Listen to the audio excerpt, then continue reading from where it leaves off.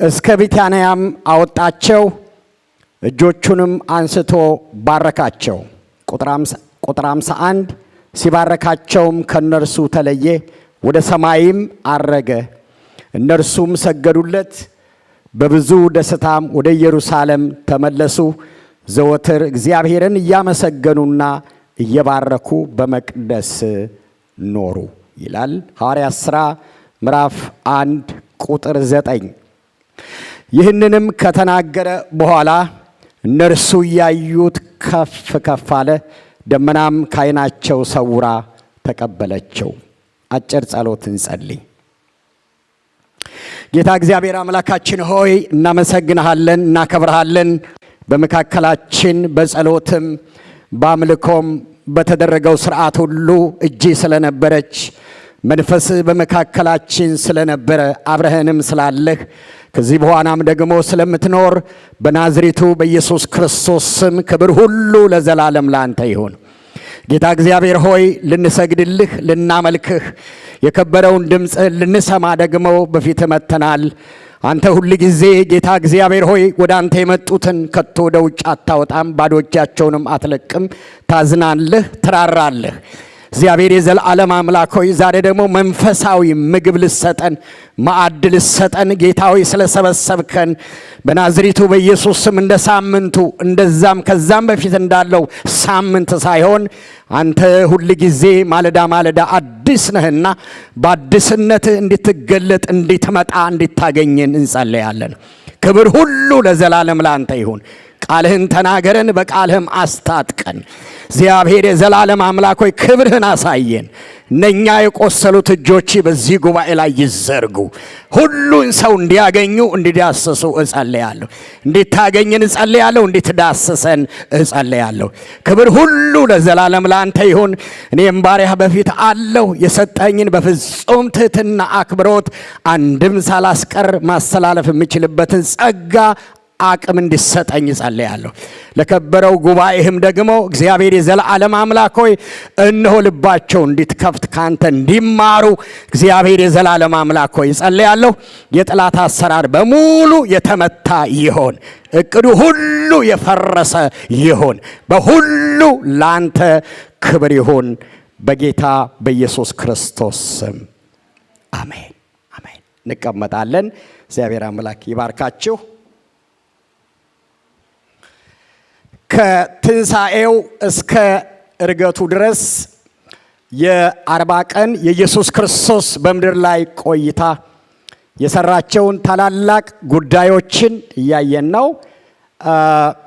በጣም ብዙ ነገሮች ናቸው የተከናወኑት፣ ግን ዋና ዋና 4 ቦታ ላይ ሰብስበን ማየት ጀምረናል። 2ቱን አይተናል። ዛሬ 3ኛውን እናያለን። ጌታችን ኢየሱስ ክርስቶስ ከተነሳ በኋላ እንደ ሞተ እንዳልቀረ የወጉትም የተከተሉትም ሁሉ እያዩት መነሳቱ በግልጽ የተረጋገጠበትን ሁኔታ አንስተናል። ስለዚህ እኛ የምናመልከው አምላክ የተነሳ አምላክ ነው። መነሳቱም በብዙ ማስረጃ የተረጋገጠ ጌታ ነው። እግዚአብሔር የተባረከ ይሁን። ያለፈው ሳምንት ያየነው ጌታችን ኢየሱስ ክርስቶስ የቆየበትን 3 ዓመት ከ6 ወር አገልግሎቱን ጨርሶ ወደ አባቱ መሄዱንና አዲስ ብስራት የአዲስ ዘመን የመንፈስ ቅዱስ ዘመን እንደጀመረ በፊት የተነገረውን ያጸናበትና የጀመረበት መንፈስ ቅዱስ ሥራ የጀመረበት ነው ብለን ስለ መንፈስ ቅዱስ አንዳንድ ሐሳቦች አንስተን ተነጋግረናል።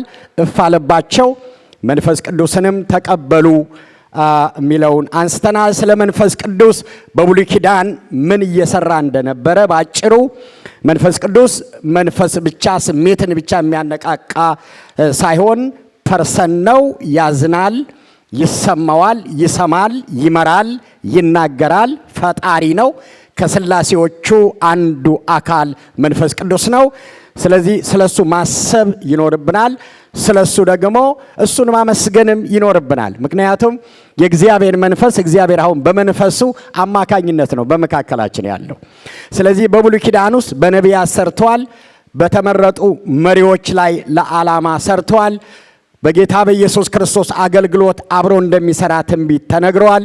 ከዛ በኋላ ሐዋርያት ላይ መጥተዋል እና ዛሬም መንፈስ ቅዱስ በመካከላችን ይሰራል አለ ብለናል። እግዚአብሔር የተባረከ ይሁን።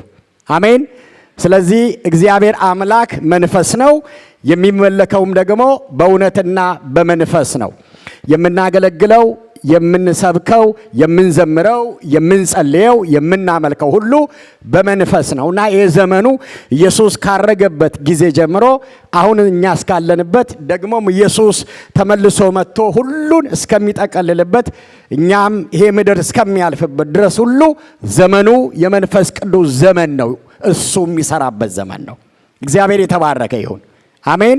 እና መንፈስ ቅዱስ በእኛ ህይወት ውስጥ የሚሰራቸው ዋና ዋና ነገሮች ያለፈው ሳምንት ያነሳናቸው እፍ አለባቸው። ከዛ በኋላ መንፈስ ቅዱስን ተቀበሉ ብለን 7 ነገሮች አንስተናል ባጭሩ። የመጀመሪያው መንፈስ ቅዱስ ህይወት ሰጪ ነውና አሁን የተቀበልነውን አዲስ ህይወት ያገኘ ነው። አዲስ ኪዳንም የጀመረው ኢየሱስ ክርስቶስን ስንቀበል ህይወታችን ይለወጣል። ያንን ህይወት የሚለውጠው መንፈስ ቅዱስ ነው ብለናል እና አዲስ ህይወት የተቀበልነው ከመንፈስ ቅዱስ ነው። ቃል ሰማን፣ የሰማነው ቃል እኛ ለወጠን፣ ተለውጠን ህይወት አገኘን። ቅድም በዝማሬም እንደሰማ ነው። የዛሬ ሳምንት ፕራክቲካሊ አይታቸዋል። ዶክተር ቴዲ እዚህ ጌታ እንዴት እንደተቀበለ አይታቸዋልና ሂጄ ጸልይለት ያለቅስ ነበር ስላለ ማንም ሰው ነክቶት አይደለም ያለቀሰው መንፈስ ቅዱስ በውስጡ ልቡን ስለቀየረው ነው። ስለዚህ መንፈስ ቅዱስ ዛሬም ይሰራል ማለት ነው። አሁን በመካከላችን ይሰራል። ቅድም እንደሰማችሁት በቀጣዩም ዘመኖች ሁሉ ይሰራል። ሁላችንንም የቀየረን እሱ ስለሆነ እና ህይወት አዲስ ህይወት ይሰጣል። ይህ ብቻ አይደለም፣ ህይወትን መስጠት ብቻ አይደለም፣ የኛን ህይወት ይለውጣል። አሮጌውን አስወልቆ አዲስ ህይወት ከሰጠ በኋላ ህይወታችን ኮምፕሊትሊ 360 ዲግሪ ይቀይራል፣ ይለውጣል ብለናል። መለወጥ ብቻ አይደለም፣ ያሳድጋል ብለናል። እግዚአብሔር ይባረክ። አሳዳጊ ነው። አሜን። እና ያሳደገን እሱ ነው።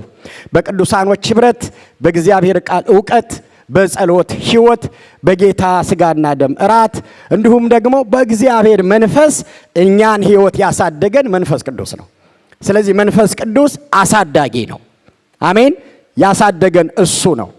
ይሄ ብቻ አይደለም፣ እንድናገለግል ስጦታዎች የሰጠን የስጦታ ምንጭ እሱ ነው ብለናል። ስጦታ ለሰዎች የሚሰጥ መንፈስ ቅዱስ ነው፣ ጸጋን ብለናል። ይረዳል። ጸሎት እንኳን መጸለይ ባቃተን ጊዜ አቅም ይሆናል፣ ጉልበት ይሆናል። እንዴት መጸለይ እንዳለብን ራሱ ያሳየናል ብለናል። የርስታችን መያዣ ነው፣ አገራችንም ደግሞ ያደርሰናል የሚሉ ዋና ዋና ጉዳዮች እንዲሁ ባጭሩ ሰብሰብ አድርገን አይተናል። ዛሬ አንድ ነገር ስለ መንፈስ ቅዱስ እንዲሁ ለመድገም ፈልጌ ሳይሆን 3 ነገሮች አስምሬ መናገር እፈልጋለሁ።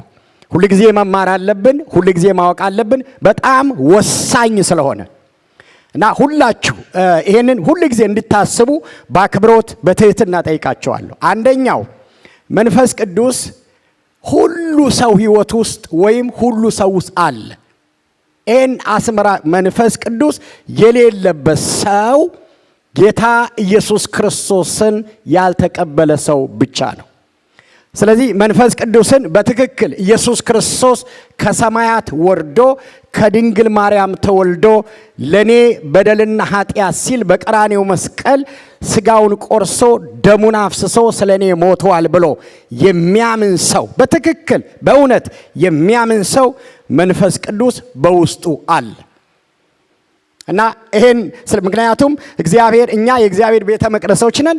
እግዚአብሔር ደግሞ እኛ ውስጥ የሚኖረው በመንፈስ ቅዱስ ነው፣ መንፈስ ነው። ስለዚህ ትልቁን ጌታ ትልቁን አምላክ የማይታየውን ሉዓላዊውን አምላክ ተሸክመን ነው የምንዞረው ማለት ነው እና ውስጣችን መንፈስ ቅዱስ አለ። እዚህ ውስጥ ያላችሁ ምናልባት አዲስ ሰው የመጣ ዛሬ ካለ ካልተቀበላችሁ ጌታን ተቀበሉ። ሌሎቻችሁ የመጀመሪያው መደሰት ያለባችሁ የሰማይ የምድር ጌታ እግዚአብሔር ውስጣችሁ አለ። እግዚአብሔር የተባረከ ይሁን። እስኪ ስለዚህ አጨብጭቡ ለሰራዊት ጌታ ለእግዚአብሔር። እግዚአብሔር በውስጣችሁ አለ። ይሄ ነው ከሌላው ልዩ የሚያደርገን። ምክንያቱም 2 መንፈስ የለም። አንደኛው ይሄ ነው። ሁለተኛው ሁላችንም ማስተዋል ያለብን መንፈስ ቅዱስ በሰዎች ሕይወት ውስጥ የሚሰራው እንደወደደ ነው። እኛ እንደፈለግን ሳይሆን እሱ እንደወደደ ነው። እንደፈቀደ እንደወደደ ነው በሁሉ ሰው ሕይወት የሚሰራው። ልክ ነው። ሁላችን ውስጥ አንድ አይነት መንፈስ፣ ባለፈው እንዳልኩት ትንሽ መንፈስ ትልቅ መንፈስ የለም። መንፈስ ቅዱስ ትልቅ ነው። የምናድገው እኛ ነን። የኛ አመለካከት ነው የሚያድገው ብያለሁ። ስለዚህ ያ መንፈስ ቅዱስ ግን በእያንዳንዱ ሰው ሕይወት ልዩነት የሚያመጣው እንደወደደና እንደፈቀደ ነው የሚሰራው። አንድ ስለዚህ ሊለያይ ይችላል። አገልግሎታችን የምናደርገው ነገር ሊለያይ ይችላል ማለት ነው። እንደወደደ ስለሆነ የሚሰራው እኛ ስለማን አይጠመዘዝም ማለት ነው። ሶስተኛው ስጦታዎችን የሚሰጠው ለፈለገው ሰው የፈለገውን ስጦታ ነው የሚሰጠው። ለአንዳንዱ 9 ሊሰጠው ይችላል፣ ለአንዳንዱ 2 ሊሰጠው ይችላል፣ ለአንዳንዱ 1 ሊኖረው ይችላል። ይሄ ነው ልዩነት የሚፈጥረው። አንዳንዶቻችን ፓስተሮች ነን፣ አንዳንዶቻችን ነቢያት ነን፣ አንዳንዶቻችን አስተማሪዎች ነን፣ አንዳንዶቻችን መሪዎች ነን፣ አንዳንዶቻችን ዘማሪዎች ነን። እንደወደደ ይሰጠናል ማለት ነው። እግዚአብሔር የተባረከ ይሁን። እና ሁሉ ሰው ስጦታ አለው፣ ግን ሊለያይ ይችላል እና እንደፈለገ ነው የሚሰጠው። ያንን ምናልባት የአገልጋዩ ስልጠና ስንማር የምናነሳቸው ነገሮች ይሆናሉ። አንዱ በሕይወታችን ዘመን ትልቅ ሰክሰስ፣ አንድ ሰው ስኬታማ ሆነ የሚባለው በመንፈሳዊ ዓለም አንዱ እግዚአብሔር የሰጠውን ስጦታ ሲያውቅ ነው። እግዚአብሔር ስጦታችን እንድናውቅ ይርዳል። አሜን። ምክንያቱም ስጦታችሁ ባልሆነ ነገር እድሜያችሁንም ጊዜያችሁንም እንዳጨርሱ እግዚአብሔር ስለማያሸልምም እግዚአብሔርም ስለማያውቀንና በጥንቃቄ ምንድነው የኔ ስጦታ ምንድነው የሰጠኝ እሱ ላይ እንጸልያለን፣ በሱ እንዘጋጃለን፣ እሱ እናሳድጋለን፣ በሱ አካሉን እንጠቅማለን። እግዚአብሔር የተባረከ ይሁን። እግዚአብሔር ከሰጠን ጋር ነው የሚቆመው ማለት ነው። ክብር ለኢየሱስ ይሁን። ስለዚህ እንደወደደና እንደፈቀደ ይሰራል። እንደወደደና እንደፈቀደ ደግሞ ለሰዎች ሁሉ ስጦታን ያከፋፍላልና እነኚህ ሶስቱን አስምራችሁ እንድትይዙልኝ በአክብሮት ጠይቃለሁ። ዛሬ የምናነሳው ሶስተኛውን ጌታ ኢየሱስ ክርስቶስ 4 ነገሮችን እናያለን ሰብስበን በ40ኛ ቀን ያደረጋቸውን ብለናል። የመጀመሪያው መገኘቱ ወይም መነሳቱ የተረጋገጠበት ነው። ሁለተኛው የመንፈስ ቅዱስ ዘመን ብስራት የተረጋገጠና መንፈስ ቅዱስ የጀመረበት ቀን ነው ዘመኑን ብለናል ባለፈው ሳምንት። ዛሬ ደግሞ በክብር ያረገበትን ጊዜ ነው የምናየው። እግዚአብሔር የተባረከ ይሁን። ኢየሱስ ክርስቶስ በክብር አድርገዋል። አሜን። ተነስተዋል፣ ደግሞ በክብር አርጓል። በዮሐንስ 14 የዮሐንስ ወንጌል ምዕራፍ 14 ሁላችንም የምናውቀው ቃል ጌታችን ኢየሱስ ክርስቶስ ቁጥር 1 ላይ ልባችሁ አይጨነቅ፣ በእግዚአብሔርም እመኑ፣ በእኔም ደግሞ እመኑ፣ በአባቴ ቤት ብዙ መኖሪያ አለ። ይህ ባይሆን ኑሮ እነግራችሁ ነበር፣ የሚሄደውም ስፍራ ላዘጋጅላችሁ ነው።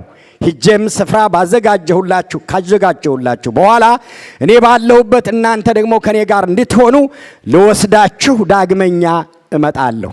እኔ ወደምሄድበት ስፍራ የሚያደርሰው መንገድ ታውቃላችሁ ብሎ ገና ኢየሱስ ክርስቶስ ከመሰቃየቱ፣ ከመያዙ፣ ከመሞቱ በፊት ለሐዋርያቶች ነግሯቸው ነበር። ከመሞቱ በፊት ሞቶ ከተነሳ በኋላ እዚሁ ዮሐንስ ላይ ዮሐንስ ወንጌል ምዕራፍ 20 ቁጥር 17 ማርያም ልክ ኢየሱስ መሆኑን አውቃ ልትይዘው ስልክ ስትሮጥ እንደዚህ አላት። ቁጥር 17 ኢየሱስም ገና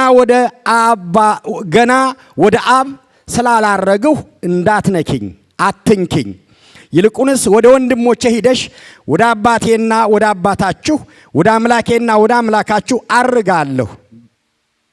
አርጋለሁ ብለሽ ንገሪያቸው አላት ይላል።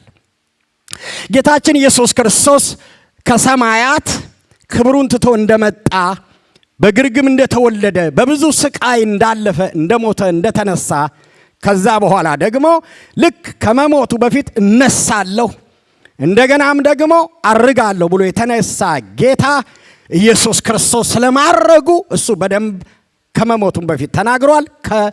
ከተነሳም በኋላ በደንብ አሁን እንዳነበብኩላችሁ ቃል ተናግሯል። 3 የመጽሐፍ ቅዱስ ክፍሎች ስለ የኢየሱስ ክርስቶስ እርገት በተለይ የማርቆስ ወንጌል፣ የሐዋርያት ሥራና የሉቃስ ወንጌል ላይ በትክክል ተጽፏል ስለማረጉ ማለት ነው። ማርቆስ ምዕራፍ 16 ላይ ጌታ ኢየሱስ ይህንን ከተናገረ በኋላ ወደ ሰማይ አረገ ይላል። ከላይ በሙሉ መነሳቱን ለሐዋርያት ተልኮ ከሰጠ በኋላ ማርቆስ እንደጻፈልን ቁጥር 19 ላይ ሲደርስ ከተናገረ በኋላ መመሪያ ከሰጠ በኋላ ኢየሱስ ክርስቶስ አረገ ይላል፣ ሄደ ይላል።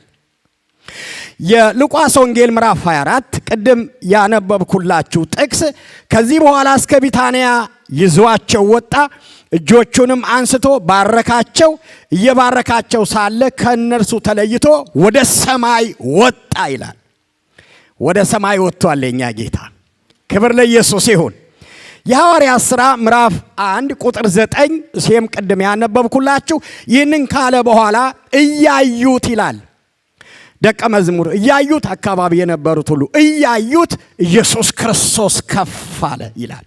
እግዚአብሔር የተባረከ ይሁን። እያዩት እነኛው የተከተሉት አብረውትም ደግሞ የነበሩ ከሱ የተማሩ ከእጁ የበሉ ታምራት ያዩ ሐዋርያቶች ተሰብስበው እያዩ ኢየሱስ ክርስቶስ ሁሉ እያየው ከፍ አለ ይላል።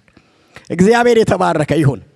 አራት ነገሮችን ሙቀትም ስለሆነ አጠር አድርጌ ከእርገቱ ጋር የተያያዙ ፖይንቶች አነሳለሁ። ከእርገቱ ጋር የተያያዘ ወይም ባረገበት ወቅት የሆኑትን ነገሮች አነሳለሁ። እርገቱ የተረጋገጠ ነው፣ ቅድም እንዳነበብኩላችሁ። የመጀመሪያው ኢየሱስ ክርስቶስ ከእርገቱ ጋር የተያያዘ መጽሐፍ ቅዱስ ሐዋርያት ሥራ ምዕራፍ 1 ቁጥር 9 ላይ ከፍ ከፍ አለ ይላል። እግዚአብሔር የተባረከ ይሁን። አሜን። ኢየሱስ ምን አለ ይላል? ከፍ አለ። አንድ ጊዜ ብቻ አይደለም፣ ሁለተኛም ከፍ አለ ይላል። ኢየሱስ ጌታ ነው። አሜን። ይህም ከተናገረ በኋላ እነርሱ እያዩት፣ ይሄ ዝም ብሎ የተጻፈ አይደለም። ደቀ መዛሙርት እያዩት፣ የተከተሉት እያዩት፣ አምላካችንና አባታችን የሆነው ኢየሱስ ክርስቶስ ልክ ክብሩን ጥሎ እንደመጣ፣ እንደተሸነፈ፣ እንደተመታ፣ እንደተሰቃየ፣ እንደተተፋበት፣ እንደተሰቀለ የቀረ ሳይሆን ያንን ሁሉ የሞት ጣር አጥፍቶ ተነስቶ ሁሉ እያዩት ከፍ አለ ይላል። ከፍ አለ ማለት ምን ማለት ነው? በአማርኛችን በእኛ እንኳን አማርኛ ከፍ ማለት ልክ ከሌላው ይሄ ከግራቪቲ በላይ ከፍ ማለት ነው። እግዚአብሔር የተባረከ ይሁን። አሜን። ስለዚህ እኔና እናንተ የምናመልከው አምላክ በዚህ ምድር ላይ ያለ ማንኛውም አይነት አለቅነትን፣ ገዥነትን፣ ተፈጥሮን ሁሉ ከእግሩ በታች አድርጎ እሱ ከላይ ሆኗል። ክብር ለእግዚአብሔር ይሁን። ከላይ ነው የምትሉ አጨብጭቡ ለሰራዊት ጌታ ለእግዚአብሔር። ክብር ለኢየሱስ ይሁን። ከፍ አለ ይላል። ደግሞ እያዩት ነው። እነሱ እንደተሸነፈ፣ እንደሞተ፣ እንደተቀበረ፣ እንደተመታ ተስፋ እንደሌላቸው እያሰቡ እያሉ ኢየሱስ ክርስቶስ መነሳቱን ማረጋገጥ ብቻ ሳይሆን ይዟቸው ወደ ቢታንያ ሂዶ እያዩ እነሱ ተፈጥሮን በሙሉ ተቆጣጥሮ ኢየሱስ ክርስቶስ ወደ መጣበት ክብር አይናቸው እያየ ከፍ አለ ይላል። እግዚአብሔር የተባረከ ይሁን። ስለዚህ አንድ አዋጅ ዛሬ ማወጅ እፈልጋለሁ። የመጀመሪያው እኔና እናንተ የምናመልከው ጌታ ከሁሉ በላይ ነው። አሜን። ጌታ ነው ማለት ይሄ ነው። ሁሉን የተቆጣጠረ ከእግሩ በታች ደግሞ ያስገዛና የጣለ ነው። ለዚህ ነው ጳውሎስ በፊልጵስዩስ ላይ ሲጽፍልን ስለ ስሙ ታላቅነት ሲናገር ከስሞች ሁሉ በላይ ያለውን ስም ሰጠው ይልና ይህም ሰማይ ከሰማይ በላይ ምድር ከምድር በታች ያሉ ሁሉ ኢየሱስ በሚለው ስም ይንበረከኩ ዘንድ ይላል። ዛሬ አንድ አዋጅ ልነግራችሁ ፈልጋለሁ። ከኢየሱስ በላይ ማንም የለም። አሜን በሉ። ከኢየሱስ በላይ ማንም የለም። እኛ ከምናመልከው አምላክ ሞት አይደለም፣ በሽታ አይደለም፣ ተፈጥሮ አይደለም፣ አጋንንቶች አይደሉም። ኢየሱስ ከሁሉ በላይ ነው። አሜን። ሁሉን ጨርሶ ከፍ ብሏል። እግዚአብሔር ይባረክ። ሁሉን የተቆጣጠረ ጌታ ነው ያላችሁ። በጣም የሚገርመው ይሄ ጌታ እናንተ ውስጥ አለ። እግዚአብሔር የተባረከ ይሁን። ምንድነው ያልኩት? ይሄ ጌታ ማን ውስጥ አለ? ፋሲል ውስጥ አለ፣ ቴዲ ውስጥ አለ፣ አረጋሽ ውስጥ አለ፣ አንቺ ውስጥ አለ። ጌታ የተባረከ ይሁን። አሜን። ከፍ ያለው ጌታ ከኛ ጋር አለ። ስለዚህ ኢየሱስ የተነሳው አብሮን ነው ይዞ የተነሳው። ስለዚህ አማኞች ሁሉ እሱ ውስጥ አለ። የቆላስይስ ጸሐፊ እንደሚነግረን ሕይወታችን ከክርስቶስ ጋር ተሰውሯል ይላል። እግዚአብሔር የተባረከ አሜን። ከሱ ጋር ተሰውረናልና ከማንኛውም ተፈጥሮ ምድራዊ ነገር በሙሉ አላቆን ከፍ ብሎ አድርጓል። ክብር ለኢየሱስ ይሁን። ሁለተኛ የሉቃስ ወንጌል ምዕራፍ 24 ቁጥር 50 ላይ ቅድም ያነበብኩላችሁ ቃል ባረካቸው ይልና እየባረካቸው ሄደ ይላል። ሁለት ነገር ነው፣ በደንብ ስሙኝ። የመጀመሪያው ባረካቸው ይላል። ይዟቸው ሄደና እጁን አንስቶ ባረካቸው ይላል። ሁለተኛው እዛው ቁጥር ላይ ሳይጨርስ እየባረካቸው ይላል። እየባረካቸው እያለ ሄደ። የተፈጸመ ደግሞ የሚቀጥል ኢየሱስ ጌታ ነው። አሜን። ከዚህ በኋላ እስከ ቢታንያ ይዟቸው ወጣ። እጆቹንም አንስቶ ባረካቸው። እየባረካቸው ሳለ ከነርሱ ተለይቶ ወደ ሰማይ አረገ ይላል። ኢየሱስ ክርስቶስ የበረከት ምንጭ ነው። በረከት የምንላቸው ብዙ ነገሮች ሊኖሩ ይችላሉ። ኢየሱስ ክርስቶስ እኛ የምናመልከው ጌታ የበረከት ምንጭ ነው። የበረከት አምላክ ነው። የበረከት አባት ነው። የበረከት ጌታ ነው። ስለዚህ ያደረገው ነገር በእርገቱ አንዱ ባረካቸው ይላል። ይኸውላችሁ የሉቃስ ወንጌል ምዕራፍ 24 ከቁጥር 1 እስከ 53 ቁጥሮች ናቸው ያለው። 4 ትልልቅ ነጥቦች አሉት ውስጡ። በዚህ ነው ሰመራይዝ። በዚህ አጋጣሚ አንድ ነገር በትትና ልንገራችሁ። መጽሐፍ ስታጠኑ የእግዚአብሔርን ቃል ለማጥናትም ይሁን ለማገልገል 4 መሰረታዊ ነገሮች ብትከተሉ ላበረታታችሁ ፈልጋለሁ። 4 ነገሮች መጽሐፍ ስታጠኑም ይሁን ለአገልግሎትም ስትዘጋጁ ስታጠኑ እነኚህን ከተከተላችሁ ህይወታችሁ ይለወጣል። ለምን? ኮንቴክስቱ ጋራ የተገናኘ ነገር እንዲኖረን ማለት ከዚህ ውጪ ስላልሆነ መጽሐፍ ቅዱስ ማለት ነው። እኔ አሁን ፓስተር ቴዲ እስኪ እሷን አንድ ሞባይል አንድ ጊዜ አውሰይ ብለው አልኩት አይደል? የጠየኩት ምንድነው የጠየኩት? ሞባይል ነው አይደል? ፓስተር ቴዲ እንዴት ነህ? ሀና ደህና ነች? ልጆቹ ደህና ናቸው? ስራ እንዴት ነው? ህይወት እንዴት ነው ብዬ ሞባይሉን ስጠኝ ብለው፣ ስለዚህ ሀብታሙ ብድግ ብሎ ፓስተር ወርቁ ፓስተር ቴዲን ሀና ደህና ነች ወይ ብሎ ጠየቀው ቢል ልክ ነው ወይ? ስለዚህ እንደዛ ለማለት ነውና ብዙ ችግር እየተፈጠረ ያለው መጽሐፉ የማይለውን እያልን ስለሆነ ነው። ስለዚህ እያንዳንዱ መጽሐፍ 66ቱ መጽሐፍ የብሉይ ኪዳን 39ኙ የሐዲስ ኪዳን 27ቱ መጽሐፍ 4 ነገር አላቸው። ይሄንን ያዙ። የመጀመሪያው የጻፋቸው ሰው አለ። በመንፈስ ቅዱስ ተመርተው የጻፏቸው ሰዎች አሉ፣ ጸሐፊ ያላቸው ሁሉም መጽሐፎች። አንድ ሁለተኛ የተጻፉበት ዘመን አለ፣ ጊዜ አለ፣ ወቅት አለ፣ ሁኔታ አለ። 2 ሶስተኛ ያ ጽሁፍ የተጻፈላቸው ሰዎች አሉ፣ ያንን ጽሁፍ የሚቀበሉ ሰዎች አሉ፣ የተጻፈላቸው ሰዎች አሉ። 4ኛና እኔ ላነሳ የፈለኩት እያንዳንዱ መጽሐፍ ዋናና ማስተር ኪ ፖይንት አለው። ልክ አሁን ቴዲን እንደጠየቁት ሞባይሉን እያንዳንዱ መጽሐፍ ዋና ማስተር ኪ ፖይንት አለው። እሱን ካላገኘ ነው ከኮንቴክስቱ ውጪ ነው የምንወጣው ማለት ነው። ይሄን ያነሳሁት ምንድነው? የሉቃስ ወንጌል ምዕራፍ 24 ከቁጥር 1 እስከ 53 4 ነገሮች አሉት። አንዱ ከቁጥር 1 ጀምሮ ኢየሱስ ተነሳ ብሎ ነው የሚያውጀው፣ መነሳቱን ነው የሚያውጀው። ከዛ ቀጥሎ የተነሳበትን ዓላማ ደግሞ በማስረጃ ለደቀ መዛሙርት አረጋገጠ ነው የሚለው አይደል? ጎኑን አሳይቶ ጣቶቹን አሳይቶ አብሮ በልቶ እያንዳንዱ ጋር ተገናኝቶ አሳያቸው መነሳቱን ነው የሚለው። በደንብ ስታጠኑ ብዙ ነገሮች ነው የሚያነሳው።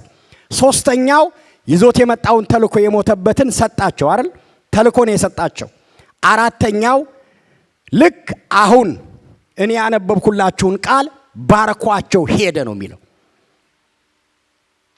በደንብ ስሙኝ። ባረካቸው፣ ከዛ ደግሞ እየባረካቸው ሄደ ይላል። ኢየሱስ ጌታ ነው። አሜን። ጌታ ኢየሱስ አንዱ ሉቃስ የሚነግረን ወደ ሰማይ ከመመለሱ በፊት ለደቀ መዛሙርቱ በረከት ሰጥቷቸው ነው ሄደው። በረከትን በሁለት መንገድ በኋላ አነሳዋለሁ። እየባረካቸው ሄደ ይላል። አንዱ የተፈጸመ ነው። ወዳው እዛው ጋጁን ጭኖ ሲባርካቸው፣ በረከት በእንግሊዘኛው ፌቨር ነው። በእግዚአብሔር ፊት ፌቨር ማግኘት ማለት ነው። የግሪኩን እናነሳዋለን የተጻፈበት ዋና ሐሳብ ስለሆነ። ሌላው ደግሞ ያላለቀና የሚቀጥል። ለዚህ ነው አሁን እኔና እናንተ ጋር ደርሶ ዛሬም የምንባረከው ስላላለቀ ነው። እግዚአብሔር ይባረክ። አሁንም ኢየሱስ ይባርካል። አሁንም ኢየሱስ ይባርካል። ክብር ለኢየሱስ ይሁን። ይባርካል የምትሉ እስኪ ለጌታ ክብር አምጡ። ይባርካል፣ ዛሬም ይባርካል በሰማይ እና የቀጠለ በረከት ነው።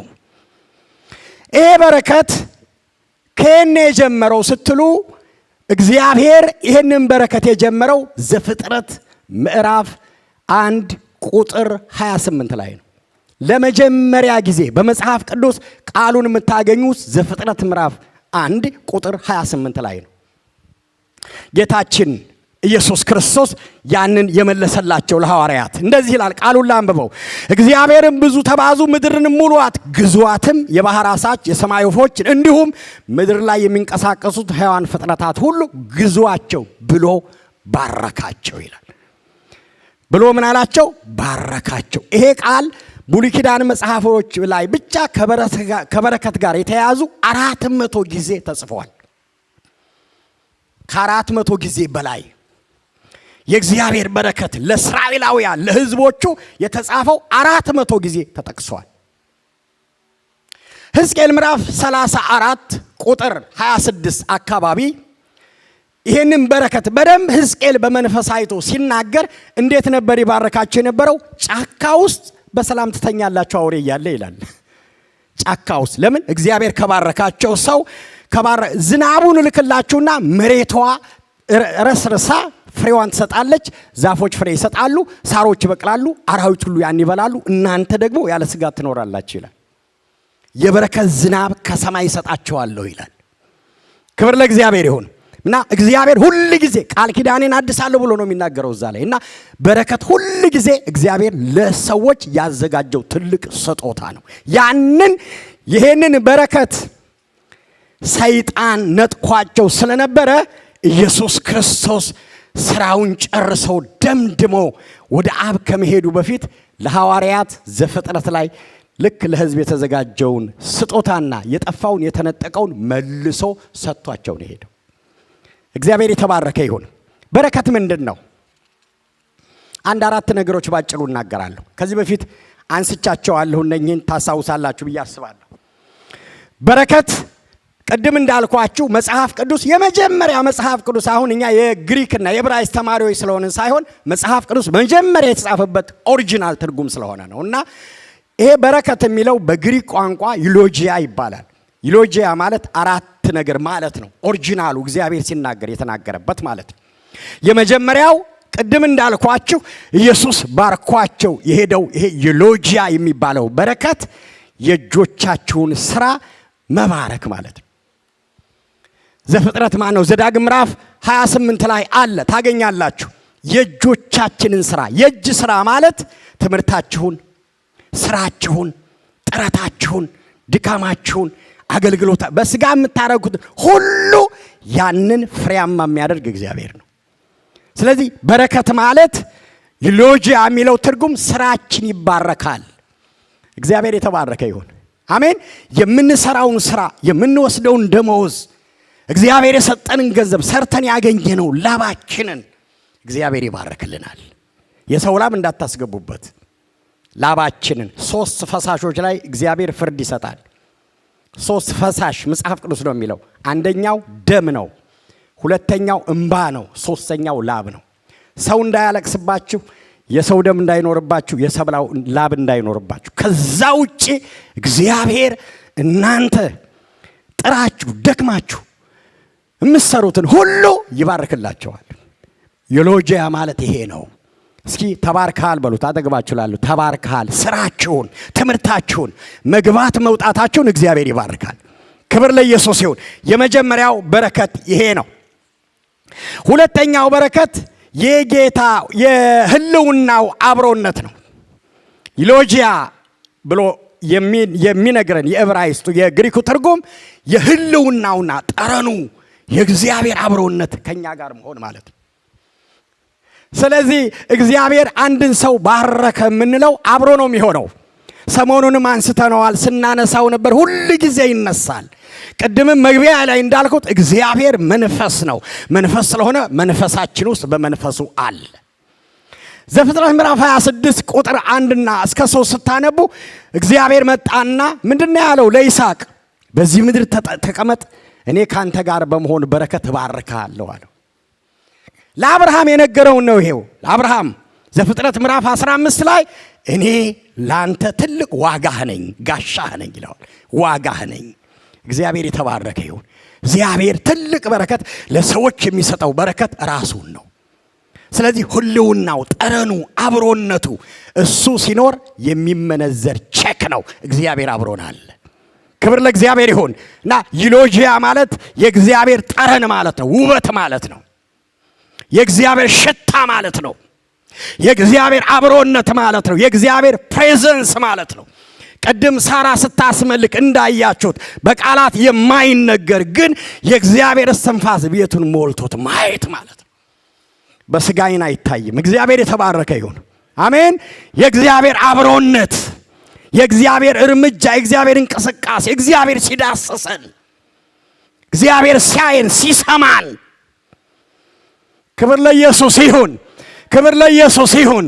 እዚህ ቦታ እግዚአብሔር አለ የምትሉ ጩኹና አሜን በሉ። ለጌታ ክብር። እግዚአብሔር አለ እስከሚሰማን ድረስ ፕሬዘንሱ። ከዚህ በላይ መታደል አለ እንዴ? ጌታን አግኝቶ መውጣት። እግዚአብሔር ይባረክ። ያረካችኋል ጌታ። እስኪ በጌታ ይረካችሁ አጨብጭቡ ለሰራዊት ጌታ። ሌላ አንጠብቅም፣ ሌላ አንጠብቅም። እኛ ኦልሬዲ የተባረክን ሰዎች ነን። ክብር ለኢየሱስ ይሁን። የኮልኮሌና የምናምን የቀራቀንቦ ፈላጊዎችም አይደለንም። ጠረኑ ያረካችሁ ሰዎች አሜን በሉ። ለሰራዊት ጌታ ለእግዚአብሔር። እግዚአብሔር አብሯችሁ አለ። ከጸጋ ጋር አለ፣ ከአገልጋዮች ጋር አለ፣ ከህዝቡ ጋር አለ፣ ከትንሿ ጋር አለ፣ ከትልቁ ጋር አለ፣ ከወንዱ ጋር አለ፣ ከሴቷ ጋር አለ፣ ከጠበቁት ጋር አለ። እግዚአብሔር አለ። ዩሎጂያ ማለት ጠረን ማለት ነው። አንድ እህት ወይም አንድ ወንድም እዚህ ጉባኤ መካከል በጣም የሚገርም ሽቶ ብትቀቡ አካባቢያችሁ በሙሉ ይታወዳል። ክብር ለኢየሱስ ይሁን። እግዚአብሔር እዚህ ጉባኤ መካከል አለ። አለ ነው የምላችሁ። እግዚአብሔር አለ። ጠረኑ ይታወቃል። አለ ጌታ። ዩሎጂያ በረከት የእግዚአብሔር አብሮነት ነው። አሜን። እግዚአብሔር አብሮነት ነው። እሱ ደግሞ በልባችሁ ነው የሚታወቀው። ክብር ለኢየሱስ ይሁን። እስኪ ለአንድ ሰው ንገሩት፣ እግዚአብሔር አብሮ አለ በሉት። እግዚአብሔር አብሮ አለ። እግዚአብሔር አብሮሽ አለ። እግዚአብሔር አብሮን አለ። ከልጆቻችን ጋር አለ፣ ከእናንተ ጋር አለ፣ ከቤታችሁ ጋር አለ፣ ከአገልግሎት ጋር አለ። ጭር ያለ ቢመስላችሁ እግዚአብሔር አለ። ይኸው ጭር ምንም ነገር የለም እንዳትሉ፣ እግዚአብሔር አለ። እስኪ እግዚአብሔር አለ በሉ አንድ ጊዜ። እግዚአብሔር አለ። የሞታችሁን ድግስ ሁሉ የሚገለብጠው እግዚአብሔር ስላለ ነው። አሜን በሉ። የሞትን ድግስ ይገለብጣል አለ እሱ። ክብር ለኢየሱስ ይሁን። የተገለበጠላችሁ አጨብጭቡ ለሰራዊት ጌታ ለእግዚአብሔር። አንድ ጊዜ ነግሬያችኋለሁ ይመስለኛል፣ ካልነገርኳችሁም ድጋሜ ይሁንላችሁና አንድ ሰው አንድ ንጉስ በጣም በጉልበቱ የሚተማመን በስልጣኑ አንድ ምስኪን ሰው ነገ ጠዋት የፈረስ ግልገል እንዲታመጣ ካላመጣህ ነገ ትገደላለህ አለው። ነገ ትሞታለህ፣ ነገ ጠዋት የፈረስ ግልገል ይዘህና አለው። በፍጹም እንዴት ነው ዛሬ አርግዛ፣ አንደኛ ፈረስ የለውም ሰውየው፣ ቢኖረውም ዛሬ አርግዛ ወልዳ እንዴት ነው ጠዋት ይዞ ሊሄድ የሚችለው? በፍጹም አይችልም። በቃ በመሞቱ ወስኖ ወደ ቤቱ ሄደ። ቤቱ ሲሄድ በራፍ ላይ ሲደርስ ሚስቱ አየችው። እንደሌላው ጊዜ አይደለም አመጣጡ፣ ፊቱ ሁሉ ጥቁር ቁር ብሏልና እዝን ብሎ አየችው። አንዳንድ ሴቶች ጥበበኞች ናቸው። ስለ እህቶቻችን እስኪ አጨብጭቡ፣ እግዚአብሔር ይባርካቸው። እና ጥበበኛ ሴት ነችና ምን ሆንክ አለችው። ምንም ሊነግራት አልፈለገም፣ ግን በኋላ የግድ ስትለው ነገራት። ነገ ጠዋት የፈረስ ግልገል አምጣ ተብያለሁ፣ ያንን ካላመጣው ልሞት ነው። በቃ አንቺንም ልጆችን ተሰናብቼ እሞታለሁ፣ በቃ በመሞት ተዘጋጅቻለሁ አላት። ምን አልክ አለችው። ነገ ትሞተ። ማን ያለህ? ንጉሱ፣ የሀገሪቱ አስተዳዳሪ፣ ትልቅ ስልጣን ፓወር ያለው ማድረግ የሚችል መግደል የሚችል ነገ እገልሃለሁ ብሎኛል አላት። ከየትም ላመጣ አልችልም። እና አንድ ጥያቄ ጠየቀችው። የጠየቀችው ጥያቄ መቼ ነው ያለህ አለችው። መቼ ነው የምትገደለው? መቼ ነው ብለዋል አለችው። መቼ ነው ያለህ ስትለው ነገ አላት። ምን አለችው? እኮ ለነገ አለችው። ለነገ? እንዴት ለነገ ታዝናለህ አለችው። ለምን ሲላት በነገና በአሁኑ መካከል እግዚአብሔር አለ አለች። እስኪ እግዚአብሔር አለ የምትለው አጨብጭቡ። አለ እግዚአብሔር። ክብር ለኢየሱስ ይሁን። እንደዛ ያያችሁ አጨብጭቡ። በነገና በዛሬ መካከል እግዚአብሔር አለ። እስኪ እግዚአብሔር አለ በለው አንድ ጊዜ። አለ አለ እግዚአብሔር። ክብር ለኢየሱስ ይሁን። ልክ ነው። ጨለማው እየበረታ ነው የሚሄደው፣ ችግር እየበረታ ነው የሚሄደው። ግን አንድ ነገር ላረጋግጥላችሁ፣ እግዚአብሔር አለ። ቅድም እንዳልኳችሁ ምንም አይነት ነገር ከእግዚአብሔር ቁጥጥር ውጭ አይደለም። ሁሉን ነገር የተቆጣጠረው የኛ ጌታ ነው። እስኪ አጨብጭቡ ለሰራዊት ጌታ ለእግዚአብሔር። ኤልሻዳይ ይባላል። እስኪ ኤልሻዳይ በሉና ጮህ አንድ ጊዜ። እግዚአብሔር ኤልሻዳይ ነው። አሜን በይ። እግዚአብሔር ኤልሻዳይ ነው። አሜን አሜን አሜን። እግዚአብሔር ኤልሻዳይ ነው። ሁሉን ቻይ ነው። ባንቺ ጉዳይ ጣልቃ ይገባል። ባንተ ጉዳይ ጣልቃ ይገባል። በናገና በዛሬ መካከል ጣልቃ ይገባል። የሞት አዋጅ ይሻራል የምትሉ አጨብጭቡ፣ አጨብጭቡ ለሰራዊት ጌታ ለእግዚአብሔር። አለ እግዚአብሔር። ስለዚህ ሎጂያ ማለት አብሮነት ነው። ለምንድን ነው ሁሉ ጊዜ ይሄንን ቃል እግዚአብሔር የሚናገረን? አላመንም ማለት ነው። እግዚአብሔር አለ፣ እግዚአብሔር አለ፣ እግዚአብሔር አለ። ክብር ለኢየሱስ ይሁን። እስኪ አለ በሉና ጮህ አንድ ጊዜ። አለ፣ በዛ ጉዳይ አለ፣ በከበዳችሁ ጉዳይ እግዚአብሔር አለ። አለ፣ ይሰማል፣ ያያል። መስማት ማየት ብቻ ሳይሆን መፍትሄ ይሰጣል። ባለስልጣን ነው። ዩሎጂያ ማለት የእግዚአብሔር አብሮነት ማለት ነው። አለ፣ አብሯችሁ ከጸጋ ጋር አለ፣ ከጸጋ ጋር አለ፣ ከአገልጋዮች ጋር አለ፣ ከጠራቸው ጋር አለ። እግዚአብሔር የተባረከ ይሁን። መኖር ብቻ አይደለም። ዩሎጂያ ማለት ሌላኛው ትርጉሙ የጌታ ኃይልና ብርታት በእኛ መኖሩ ማለት ነው። ስለዚህ የምንበረታውና የምንመካው የምንደገፈው በኃይላችን በተማርናቸው ትምህርቶች ውስጣችን በገባው የእግዚአብሔር አቅም ነው። አሜን። የእግዚአብሔር ጉልበት ነው። ልዩነት የሚያመጣው የእግዚአብሔር አቅም የእግዚአብሔር ችሎታ ሰዎች ውስጥ አለ። ለዚህ ነው እኛ እንኳን ብንደክም ይላል ጳውሎስ፣ ክርስቶስ በእኛ አይደክምም ይላል። ኢዮብ ምን አለ? ጥበብ የሌለውን ምንኛ ጥበብ ገለጥክለት፣ ኃይል የሌለውን ምንኛ ኃይል ሰጠኸው፣ እውቀት የሌለውን ምንኛ እውቀት ገለጥክለት ይላል። እውቀት የላችሁም፣ ጥበብ የላችሁም፣ ኃይል የላችሁም። የኃይል የእውቀት የጥበብ ምንጭ አብሯቸዋል። አሜን። ምንም ነገር የምታረጉበት ችሎታ ከጌታ ይሰጣቸዋል። በረከት ማለት ይሄ ነው። እንዴት እችለዋለሁ የምትሉትን ነገር ትችላላችሁ። የምትችሉት እንደ ኃይሌ ገብረስላሴ የሥጋ ጡንቻ ተማምናችሁ ሳይሆን የሰማይና የምድር ጌታ የሆነውን ኢየሱስ ክርስቶስን ስላመናችሁ ነው። እሱ አብሯችሁ ሲሆን የሚሰጣችሁ አቅም አለ፣ ችሎታ አለ። እንዴት አለፍኩት ትላላችሁ? እንዴት ቻልኩት ትላላችሁ? ችላችሁት አይደለም፣ ችሎላችሁ ነው። እስኪ ችሎላችሁ እዚህ የደረሳችሁ አጨብጭቡ ለሰራዊት ጌታ ለእግዚአብሔር። ችሎላችሁ፣ ችሎልን ነው። ኢየሱስ ጌታ ነው፣ ያስችላል። እና እግዚአብሔር ዩሎጂያ ማለት ባረከን የምንለው አቅም፣ ችሎታ፣ እውቀት፣ ጥበብ የእግዚአብሔር እኛ ጋር ሲገኝ ማለት ነው። ሶስተኛ ጥቅስ ላንብብላችሁ። ኤፌሶን ምዕራፍ 3 ቁጥር 16 በውስጣ ሰውነታችሁ እንድትጠነክሩ በክብሩም ባለጠግነት በመንፈሱ በኩል ኃይል እንዲሰጣችሁ እጸልያለሁ ይላል ጳውሎስ።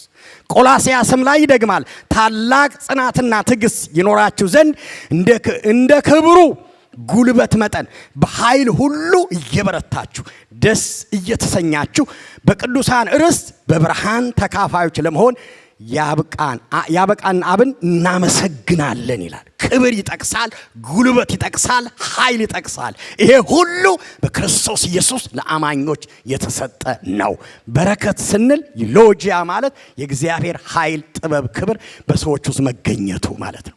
ስለዚህ እዚህ ጉባኤ ውስጥ ያላችሁ ቅዱሳን በሙሉ ኢየሱስ ሲያርግ ሎጂያ ብሎ በረከት ሰጥቷቸው የሄደው ጌታ ውስጣችሁ የእግዚአብሔር ጥበብ አለ፣ የእግዚአብሔር አቅም አለ፣ የእግዚአብሔር ጉልበት አለ፣ የእግዚአብሔር ችሎታ አለ። ክብር ለእግዚአብሔር ይሁን። በሱ እንዘምራለን፣ በሱ እንጸልያለን፣ በሱ እንማራለን፣ በሱ እናገለግላለን፣ በሱ እንጸልያለን፣ በሱ እንኖራለን። ኢየሱስ ጌታ ነው። ስለዚህ የእግዚአብሔር ፈቃድ የእግዚአብሔር ሐሳብ ማለት ነው። አራተኛው እግዚአብሔር በእኛ መስራቱ ነው። በረከት አንድ ሰው ተባረከ ማለት እግዚአብሔር በሰውየው ውስጥ ሆኖ ይሰራል ማለት ነው። ኢየሱስ ጌታ ነው። አሜን። $1 ሚሊዮን እናገኛለን ማለት አይደለም። አናጣም፣ እሱም ካስፈለገ። ግን ይሄ ሉዓላዊ የሆነው አምላክ ውስጣችሁ መስራት ሲችል ያ ነው በረከት። መጽሐፍ ስለሚል ነው ፊልጵስዩስ ምዕራፍ 2 ቁጥር 13 እንደ በጎ ፈቃዱ መፈለግንና ማድረግን በእናንተ ውስጥ የሚሰራ እግዚአብሔር ነው ይላል። ሎጂያ ማለት እግዚአብሔር በሰው ውስጥ ሲሰራ ማለት ነው። ለስራ ተመርጣችኋል። ኢየሱስ ጌታ ነው። አሜን። እግዚአብሔር የሚሰራውን ስራ የሚሰራው በሰው ውስጥ ነው። ልክ በእናንተ ለመስራት እግዚአብሔር የመረጣችሁ ሰዎች ናችሁና ባረካቸው ይላል። በምን ባረካቸው? በዚህ በሎጂያ ባረካቸው። የእጆቻቸውን ስራ ባረከ። የእጅ ስራ አገልግሎት ነው። ከዛ በኋላ አይታቸዋል። ግልብጥብጧን አወጡ ዓለምን። እኛ ጋር የደረሰው ወንጌል በዚህ በረከት የተባረኩትን በረከት ሁሉ ይዘው ስለወጡ ነው። አብሯቸው ነበረ። እግዚአብሔር ይባረክ። አቅሙን፣ ጥበቡን፣ ኃይሉን ውስጣቸው አስቀመጠ። አብሯቸው ሰራ። እኛ ጋር ደርሷል። ይሄ ነው በረከት። ሶስተኛ ደመና ከዓይናቸው ሰውራ ተቀበለችው ይላል። ሐዋርያት ሥራ ምዕራፍ 1 ቁጥር 9 ይህንን ከተናገረ በኋላ እነርሱ እያዩት ከፍ አለ፣ ደመናም ከዓይናቸው ሰውራ ተቀበለችው ይላል። ስሙኝ በደንብ ጆሮአችሁን ስጡኝ። ሙቀት ነው። ስሙኝ በደንብ በጥንቃቄ። ደመና ተቀበለው ይላል። ክብር ለእግዚአብሔር ይሁን። ደመና ማለት ባጭሩ የእግዚአብሔር የሚታይ መገኘት፣ ክብር፣ በእግዚአብሔር ዘንድ ያለ ህልውና ሲገለጽ ሰው ሲያየው ማለት ነው። ይህንን ሐዋርያት አይተዋል። የሚቀጥለው ሳምንት እነሱ ያደረጉትን እናነሳለን። ጌታ ካልመጣ እኛ እዛ ብንደርስ። ግን ደመና መጣና ኢየሱስ ክርስቶስን ከነሱ ካይናቸው ልክ እዚህ መኪናን እየነዳችሁ እንደመጣችሁ ሌላ አካባቢ በአውሮፕላን እንደምትሄዱ ኢየሱስ ክርስቶስ የምድር አገልግሎቱን አጠናቆ ወደ መጣበት ቦታ ሊሄድ ሲል የመጣው ደመና ነው። ክብር ለኢየሱስ ይሁን። ሻክና የምንለው ኢየሱስ ጌታ ነው። አሜን። የእግዚአብሔር የሚታይ መገኘት፣ ክብር፣ ኃይል የሸክናው ክብር ሲሆን በሰማይና በምድር መካከል ድልድይ ሆኖ ያገለግላል። ሰማይ ማለት 3 ትርጉም አለው። ከዚህ በፊት አንስቻለሁ የምታስታውሱ ካላችሁ። ሰማይ የሚለው መጽሐፍ ቅዱስ የእግዚአብሔር ቃል ስለ ሰማይ የሚገልጻቸው የመጀመሪያው ይሄ አካባቢያችን ያለ ከባቢ አየር ማለት ነው። ይሄ አየሩ ማለት ነው። አንድ ሁለተኛ ሰማይ ማለት እነ ከዋክብት እነ ጨረቃ እነ ፀሐይ ያሉበት ሰማይ ማለት ነው። ሌላኛው ሰማይ ብሎ የሚያወራው እግዚአብሔር የሚገኝበት ይሄ ምልአት ዓለም የመለኮት ግዛት የሆነ ገነት ብሎ የሚጠራው መጽሐፍ ቅዱስ የእግዚአብሔር መኖሪያ መገኛ ማለት ነው። ክብር ለኢየሱስ ይሁን። አሜን። ጳውሎስ እዛ ነው ተነጥቄያለሁ የሚለው እስከ 3ኛ ሰማይ ይላል። እዛ ነው የሄደው። እግዚአብሔር መገኛ ነው። ኢየሱስ እዛ ሆኖ በጣም የሚገርማችሁ ኮኔ ሁሉን ቻይ ስለሆነ እኛ ውስጥ አለ። አሁን ኢየሱስ ጌታ ነው። አሜን። ያ ደመና መጣና ከዛ ከሰማይ ኢየሱስ ክርስቶስን አጅቦ ኢየሱስ ጌታ ነው። ይሄንን አምላክ ድል ያደረገውን አምላክ በጥፊ ሲመታ ዝም ብሎ ሲተፋበት ዝም ብሎ ሲረገጥ ዝም ብሎ ግን ብድግ አለና ከጨረሰ በኋላ ደመና መጣ ከሰማይ። ሃሌሉያ! የእግዚአብሔር ህልውና መገኘት ሰው ያየው። ኢየሱስ ጌታ ነው። ኢየሱስ ጌታ ነው። ኢየሱስ ጌታ ነው። ያ ደመና መጣ፣ በሰማይና በምድር ጣልቃ ገባ። ኢየሱስ ከዓይናቸው ሰወረው ይላል። የኛ ጌታ በክብር የተሞላ ጌታ ነው። አሜን። ይሄ ይመጣ ነበር በብሉይ ኪዳን አልፎ አልፎ ይገለጥ ነበር። ብሉይ ኪዳን ላይ ስታዩ የእግዚአብሔር ቃል እንደዚህ ይላል። በእነ ሙሴ ጊዜ ይገለጥ ነበር። ዘጸአት ምዕራፍ 40 ቁጥር 34 እስከ 35 ደመናው የማደሪያውን ድንኳን ሞላው ይላል በብሉይ ኪዳን። ቀን በደመና አምድ ሌሊት ደግሞ በእሳት አምድ ይመራቸው ነበር ይላል። ይሄ የሚገለጥ የእግዚአብሔር ህልውና እስራኤልን ይመራ ነበር። ማደሪያውን ይሞላ ነበር፣ መቅደሱን ይሞላ ነበር። እግዚአብሔር ዘንድ ያለው ያ ክብር መጥቶ ይሞላ ነበር። እሱ ሐዋርያት ሥራ ምዕራፍ 9 ላይ ኢየሱስን መሳፈሪያ ሆኖ ከፍ አድርጎ ይዞት ሄደ። ክብር ለኢየሱስ ይሁን። ከደመና ጋር ተመለሰ፣ ከክብር ጋር ተመለሰ። ሲመጣ እንደዚህ አልነበረም፣ ማደሪያ አልነበረውም። የማቴዎስ ወንጌል እንደሚነግረን፣ ሉቃስ ወንጌል እንደሚነግረን እንደምታነቡት መወለጃ እንኳን አጥቶ እግርግም ከብቶች በረት ውስጥ ነው የተወለደው። አይደል አለ። ያው ሳይመን ከዛ ነው የመጣው፣ እስራኤል ሀገር ያውቀዋል። ሳይመን ጎብኝቷል። እኔም ሄጄ አይቻለሁ ኢየሱስ የተወለደበት። ያያችሁ ትኖራላችሁ። እዛ ነው የተወለደው። እውነት ነው፣ ታሪክ አይደለም፣ እውነት ነው። ክብር ለኢየሱስ ይሁን። የሰማይ የምድር ፈጣሪ ጌታ እዛ ግርግም ውስጥ ምንም ሳይኖረው ግን ሁሉን አጠናቆ ሲጨርስ ኢየሱስ ጌታ ነው። አሜን። በክብር ሰረገላ ተነጠቀ። ክብር ለእግዚአብሔር ይሁን። በደመና ተነጠቀ። በጣም የሚገርማቸው ለምንድን ነው የተጻፈው? እነሱ እያዩ ደመና መጣ ወሰደው። ምን ይመስላችኋል? ያ ደመና አሁን አለ እዚህ። ታምናላችሁ? ደመናው ወርዶ ከቦናል፣ መንፈስ ቅዱስም ተሰጥቶናል። ኢየሱስ በክብር ቆሞ ይታያል፣ ወደ ባርኮቱም ይጠራናል። የእግዚአብሔር ደመና እዚህ አለ። እስኪ አለ የምትሉ አጨብጭቡ ለሰራዊት ጌታ ለእግዚአብሔር። ያ ደመና፣ ያ ሁሉን የሚጋርደው ደመና እዚህ አለ። ክብር ለኢየሱስ ይሁን። አሁንም በአብ ቀኝ ቆሞ ይላል። አራተኛውን ላንሳ። አራተኛውን ከእድገቱ ጋር በተያያዘ የመጀመሪያው ከፍ አለ። እግዚአብሔር የተባረከ ይሁን። ከዛ ከፍ ሲል ግን ባረካቸው። ክብር ለእግዚአብሔር ይሁን። አሜን። ከደመናት ጋር ሄደ ይልና ማርቆስ 16:19 ጌታ ኢየሱስን ከተናገረ በኋላ ወደ ሰማይ አረገ ይልና በእግዚአብሔር ቀኝ ተቀመጠ ይላል። ኢየሱስ ጌታ ነው። ክብር ለእግዚአብሔር ይሁን። አረገ ብቻ አይልም። በአብ ቀኝ ቅድም ባልኳችሁ በሶስተኛው ሰማይ የድል አድራጊነቱን አክሊል ደፍቶ ኢየሱስ አለ አሁን። አሜን በሉ።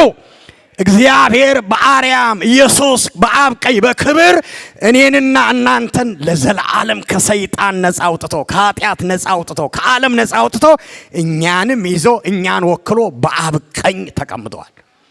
አብ ቀኝ ማለት የስልጣን፣ የኃይል፣ የአሸናፊነት፣ የድል አድራጊነት ምሳሌ ነው። የኔና የናንተ አምላክ አሸናፊ ነው፣ ድል አድራጊ ነው፣ የፈጸመ ነው፣ ደግሞ ካህን ነው አሁን። ክብር ለእግዚአብሔር ይሁን። በብሉይ ኪዳን ያሉ ካህናቶች ስለ ሰው ኃጢአት የዋኖስ ደም ይዘው ይገባሉ። እሱ ስለኔና ስለናንተ ራሱን አርዶ ደሙን አፍስሶ አሁን አብ ቀኝ ይታይልናል። አጨብጭቡ ለሰራዊት ጌታ ለእግዚአብሔር። ራሱ ታርዶ አጨብጭቡ። ይሄ ካላስደሰታችሁ ምንም አያስደስታችሁም። ኢየሱስ ጌታ ነው። ኢየሱስ ጌታ ነው። ኢየሱስ ጌታ ነው። ከብሯል። ከብሮ ነው ያለው። የኛ ጌታ ከብሮ ነው ያለው። የተዋረደ ብቻ አይደለም፣ የከበረ ጌታ አለን። ዛሬ ማወጅ የምፈልገው ክብሩን ነው። ኢየሱስ የከበረ ነው። ክብር ለእግዚአብሔር ይሁን። እሱ የከበረ ነው። እሱ ያሸነፈ ነው። እሱ ያለ ነው። እሱ የሚኖር ነው። እሱ ተመልሶ የሚመጣ ነው። አለ በማደሪያው ከብሮ አለ። እስከ ቆስሎ አለ፣ እስከ ተገረፈው አለ፣ እስከ ተወጋው አለ፣ እስከ ስልጣኑ አለ፣ ገዢ ሆኖ አለ፣ አሸናፊ ሆኖ አለ። አጨብጭቦ አለ ሰራዊት ጌታ ለእግዚአብሔር አለ። በሰማይ ከብሮ አለ በአብ ቀኝ።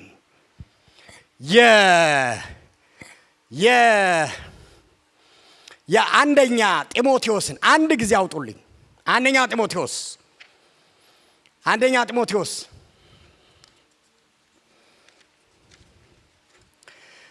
ላንብበው።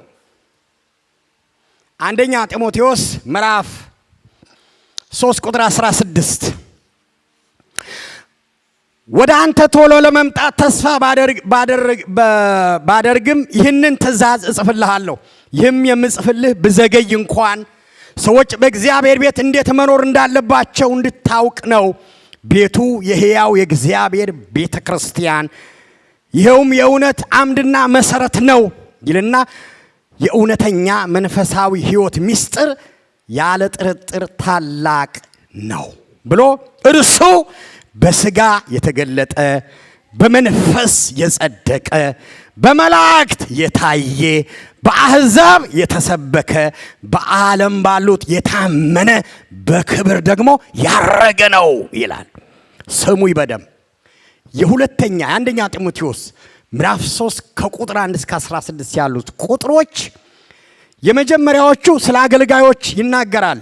ስለ ኤጲስቆጶስ፣ ስለ ፓስተሮች፣ ስለ ሽማግሌዎች፣ ስለ ዲያቆናት ስለ አገልግሎት መመዘኛዎች ነው የሚናገረው። ሰዎች ስለማገልገላቸው በፊት መመዘኛዎቹን ይናገርና ቁጥር 14 ሲደርስ እናንተ የያዛችሁ መጽሐፍ ቅዱስ ላይ በእግዚአብሔር ቤት እንዴት መኖር እንደሚገባ እንድታውቅ ይላል። እንግሊዘኛው ላይ ሰዎች ነው የሚለው። ሰው ሁሉ እንዴት መኖር እንዳለባቸው ይላል። ኑሮ፣ ስለ ኑሮ ነው የሚያወራው ይልና ቤተ ክርስቲያን ይጠቅሳል፣ አምድ ይጠቅሳል፣ መሰረት ይጠቅሳል። ይሄ የክርስትና አስተምሮ መሰረት ነው። በደንብ ስሙኝ። ጳውሎስ እዚህ ቦታ ላይ የሰው ልጅ ይላል ሕይወቱና አገልግሎቱ መመስረት ያለበትን ነገር ይናገርና የኢየሱስ ክርስቶስን ከተወለደበት እስከ አረገበት ስብስብ አድርጎ በ6 ነጥቦች ያጠቃልላል። ትልልቅ ትምህርቶች ናቸው።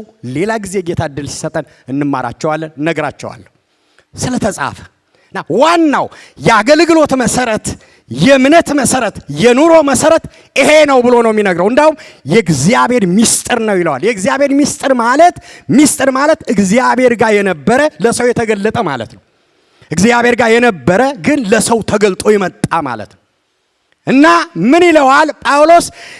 ሰዎች ሁሉ በእግዚአብሔር ሲኖሩ ይለዋል። ሲኖሩ ኑሯቸው ከላይ የተጠቀሱት ደግሞ የሚመረጡት መሪዎች አገልግሎታቸው እዚህ ላይ ይመስረት ይለዋል። ምን ላይ ነው የሚመሰረተው? እግዚአብሔር ጋር ምስጢሩ ነው የተገለጠው። ምንድነው የተገለጠው ይልና በሥጋ የተገለጠው ይላል። ወደ ኢየሱስ ነው የሚጠቁመው። አሜን። ቃል የነበረው ሥጋ የሆነው በመጀመሪያ ቃል የነበረው ቃል እግዚአብሔር ዘንድ የነበረው እግዚአብሔር የነበረው ሥጋ የሆነው ሰው የሆነው ሰው ሆኖ የተመላለሰው ዮሴፍና ማርያምን ያገለገለው ለ30 ዓመት በመጨረሻም ደረጃ 3 ዓመት ከ6 ወር የሰበከው ሰዎችን ወክሎ የተሰቀለው የሞተው የተሰቃየው ይልና በመንፈስ የጸደቀ ይላል። ትንሣኤ ማለት ነው። የተነሳው ይላል። እግዚአብሔር የተባረከ ይሁን። አሜን። የተነሳው መነሳቱ ደግሞ በመላእክት ሁሉ ታይቷል ይላል። ለመላእክት የታየው ይላል። ለመላእክት የታየ ብቻ አይደለም፣ በዓለም በአሕዛብ ሁሉ የተሰበከ ይላል። የስብከታችን ርዕስ ኢየሱስ ብቻ ነው። አሜን በሉ። የስብከት ርዕስ ስብከት የሚዘጋጅበት የሚነገር ያለው ኢየሱስ ነው። አሜን። የታሪክ ምንጭ ታሪክ አለው ጌታ። እስኪ አጨብጭቡ ለዚህ ጌታ የምትወዱት ሁሉ። ታሪክ ያለው ታሪክ የሰራ የተሰበከ ነው፣ በሕዝብ ሁሉ ዘንድ የተነገረ ነው፣ የሚታወቅ ነው ይለዋል። ደግሞ እምነት ሲፈለግ እውነተኛ የሚታመን በሁሉ ዘንድ ሊታመን የሚገባው እሱ ነው ይለዋል። እግዚአብሔር ይባረክ። አሜን። ይሄ ብቻ አይደለም፣ ሲያጠቃልል በሥጋ ተገልጦ ሁሉን ጨርሶ በክብር ያረገ ነው ይላል። አሜን አሜን። ኢየሱስ አርገዋል። እስኪ ላረገው ጌታ አጨብጭቡ። በክብር አርገዋል። ሥጋ ለብሶ መጥቶ ስራችንን ጨርሶ ስለኛ ሞቶ ስለኛ ተነስቶ ለሁሉ ታይቶ ተነግሮ ታምኖ ወደ መጣበት በክብር አርገዋል። ለዚህ ጌታ አጨብጭቡ። አርገዋል። ያረገ ጌታ ነው ያለን። በደንብ አጨብጭቡ። ለጌታ ክብር አምጡ። አርገዋል። በአብ ቀኝ አለ። ተመልሶ ደግሞ ይመጣል። ደመናው ከቦናል፣ መንፈስ ቅዱስም ተሰጥቶናል። ኢየሱስ በክብር ቆሞ ይታያል። ወደ ባርኮቱ ይጠራናል። ወደ የትኛው ባርኮት? በሥጋ ወደ ተገለጠው በመንፈስ ወደ ጸደቀው ጌታ ለመላእክት ታይቶ በአሕዛብ ሁሉ የተሰበከ በምድር ላይ እንደሱ አይነት የሚታመን የሌለ የታመነ እግዚአብሔር የተባረከ ይሁን። እስኪ የታመነ ጌታ እንዳላችሁ የምታምኑ አጨብጭቡ። ለሰራዊት ጌታ ታማኝ ነው፣ የተናገረውን የሚያደርግ ያፉን ቃል የሚጠብቅ ሰው ያልሆነ በሰው ተራ የማይገኝ የማያሾፍ በሰው ቁስል የሚሰማው የሚያዝን የሚራራ የሚማልድ የሚታደግ የሚመራ ጌታ ክብር ለኢየሱስ ይሁን። እንኳን የኢየሱስ ሆነን አሜን። ሚራራ ነው። አሸንፎ በክብር በሰማይ አለ። እስኪ እግዚአብሔር አለ በሉ። እስኪ እግዚአብሔር አለ በሉ። ጮና እግዚአብሔር አለ በሉ። እግዚአብሔር አለ። ዛሬም ላንቺ አለ፣ ላንተ አለ። ምንድነው የምንማረው? ኢየሱስ ከሁሉ በላይ ሲያርግ ከፍ ብሏል፣ ሁሉን አሸንፎ። አሜን አሜን። ከፍ ሲል ደግሞ ባርኮናል፣ እየባረከን ነው። አሁንም የሄደው ከክብር ጋር ነው፣ ከደመና ጋር ነው። ያን ደመና ሰጥቶናል፣ መንፈስ ቅዱስ ነው አንዱ። አሁን በአብ ቀኝ አለ፣ ስልጣን ይዞ የድል ችቦ ይዞ አሸናፊ ሆኖ። እግዚአብሔር የተባረከ ይሁን። እናንተ የሱ ልጆች ናቸው። አጨብጭቡ።